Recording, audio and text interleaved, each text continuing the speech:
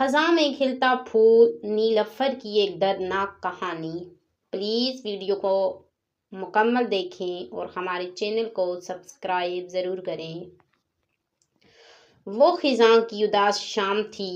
درختوں کے پتے جھڑتے ہوئے زمین پر بکھرے پڑے تھے، جیسے کسی نے ماضی کی یادوں کو ہوا کے سپرد کر دیا ہو۔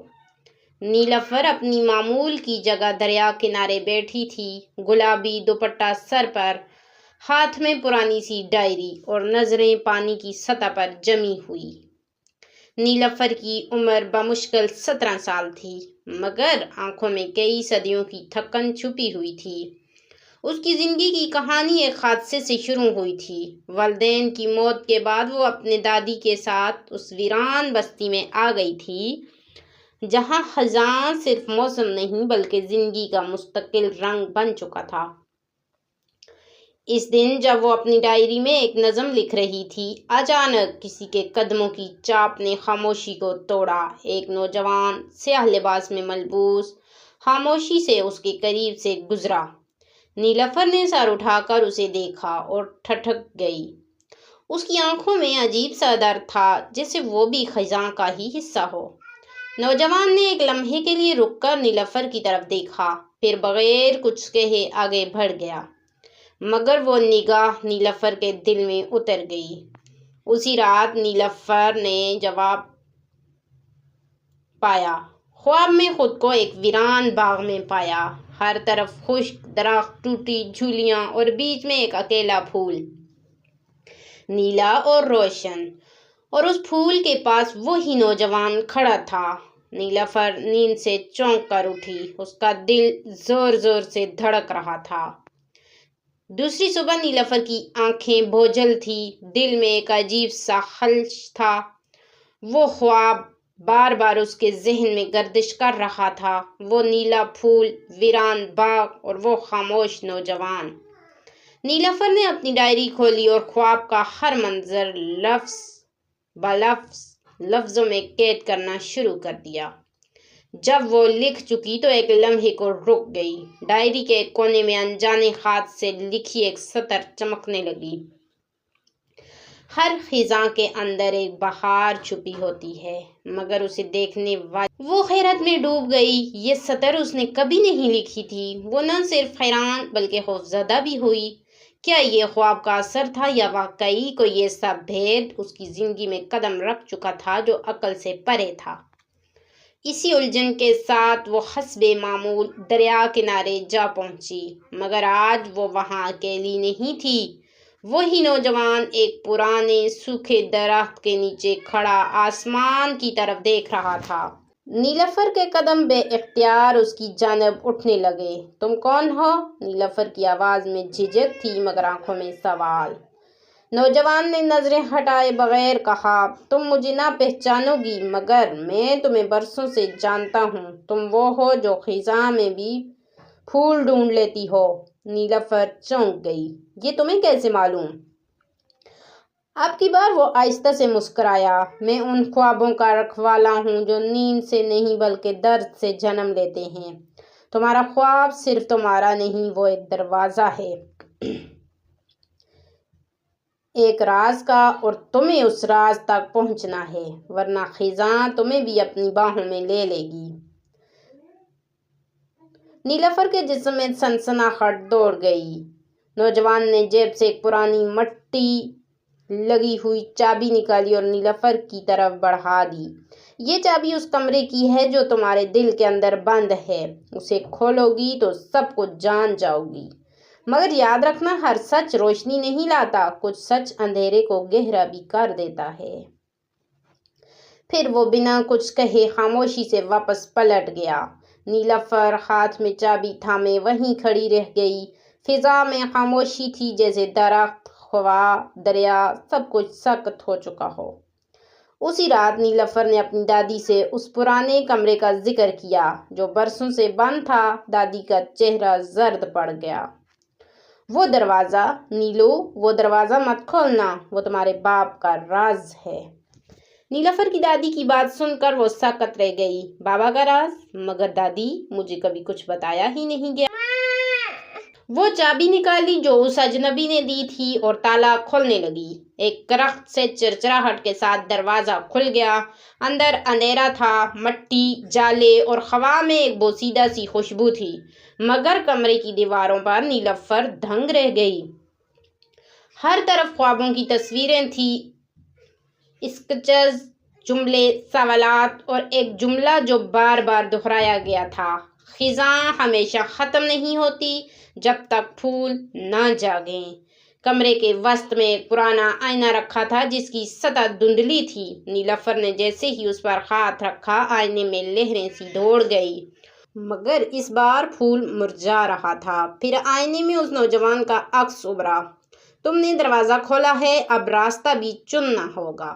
تمہارے والد نے سچ ڈھونڈا مگر وہ خوف سے لڑ نہ سکے۔ اب تمہیں فیصلہ کرنا ہے، خزاں کا حصہ بننا ہے یا بہار کو جگانا ہے۔ نیلوفر کی آنکھوں میں آنسو آ گئے۔ اگر میں نے یہ سب جان لیا تو کیا میرے والد واپس آ سکتے ہیں؟ نوجوان نے خاموشی سے سر جھکایا۔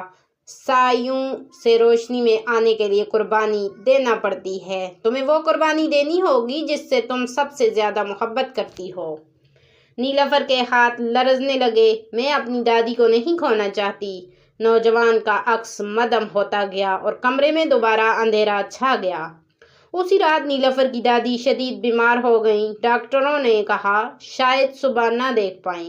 نیلوفر آئینے کے سامنے کھڑی تھی۔ اگر میری قربانی ان کی زندگی ہے تو میں تیار ہوں۔ رات کا سناٹا گہرا ہو چکا تھا۔ نیلوفر اپنی دادی کے بستر کے پاس بیٹھی ان کا ہاتھ تھامے رو رہی تھی۔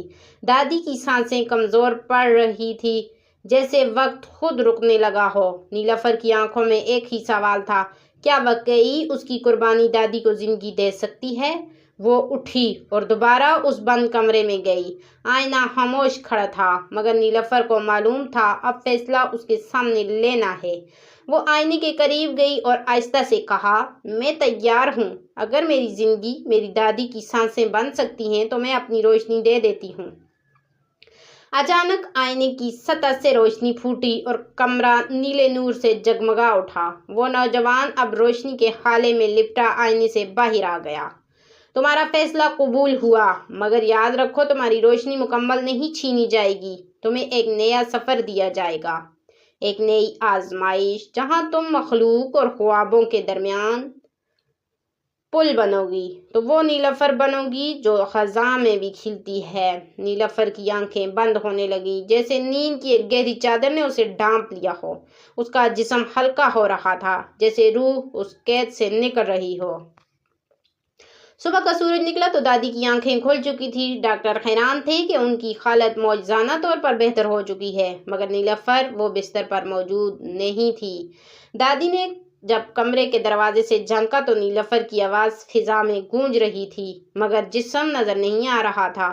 دادی میں کہیں گئی نہیں، میں اب خوابوں میں ہوں، ان دلوں کے پاس جو روشنی کھو چکے ہیں۔ اب میری روشنی کو دعاؤں میں یاد رکھنا۔ دادی پھوٹ پھوٹ کر رو پڑی۔ اسی لمحے دریا کے کنارے وہی نیلا پھول کھلا جسے کبھی خزاں نے قید کیا تھا۔ نیلوفر کی قربانی نے بہار کو جگا دیا تھا۔ دوسری طرف نیلوفر ایک نئے جہان میں جاگ رہی تھی، خوابوں کا جہان، جہاں وہ ان لوگوں کی رہنمائی کرے گی جو غم کھوئے ہوئے رشتے اور مایوسی کے اندھیروں سے پھنسے ہوئے تھے۔ وہ پہلی بار مسکرائی۔ میری روشنی اب ان کے لیے ہے جو سمجھتے ہیں کہ خزاں کبھی ختم نہیں ہوتی۔ بہت خوب، آئیے اس روحانی اور دردناک داستان کی آخری چیز پیش کرتے ہیں۔ نیلوفر اب جسمانی دنیا سے آزاد ہو چکی تھی۔ وہ ایک ایسے جہاں میں قدم رکھ چکی تھی جہاں خواب بکھرتے نہیں سنورتے جاتے ہیں، جہاں درد صرف تکلیف نہیں رشت کا دروازہ ہوتا ہے۔ ایک جگہ نہ زمین تھی نہ آسمان، ایک روحانی وادی تھی جسے وادی ضمیر کہا جاتا تھا۔ یہاں وہ لوگ بستے تھے جنہوں نے سچ کی تلاش میں قربانی دی، اپنے اندر کے اندھیروں سے لڑے اور روشنی کو اپنایا۔ نیلوفر کو یہاں نور کی رہنما کا لقب ملا۔ ایک دن وہ ایک اندھیرے گوشے میں پہنچی۔ وہاں ایک لڑکی بیٹھی تھی، اپنی ڈائری کے اوراق پھاڑ رہی تھی۔ اس کے چہرے پر وہی درد تھا جو کبھی نیلوفر کے چہرے پر ہوتا تھا۔ نیلوفر اس کے قریب گئی۔ تم کیوں اپنے خواب مٹا رہی ہو؟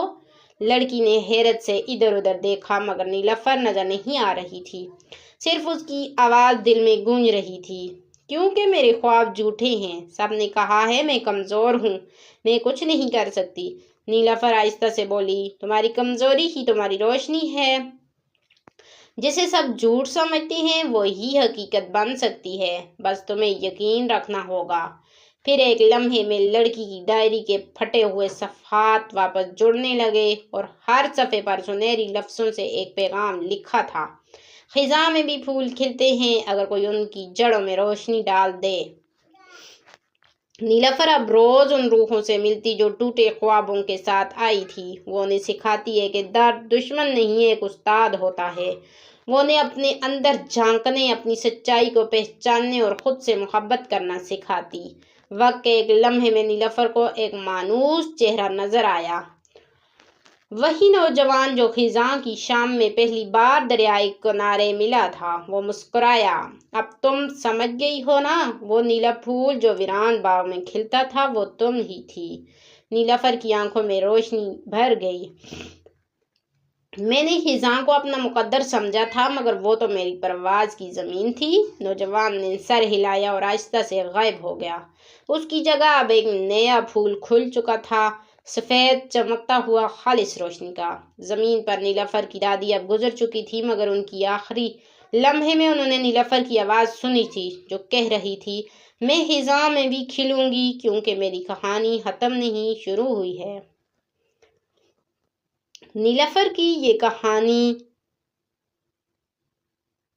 صرف نیلوفر کی نہیں بلکہ ہر اس شخص کی ہے جو دکھ، درد، تنہائی یا ناکامی میں ڈوبا ہوا ہے۔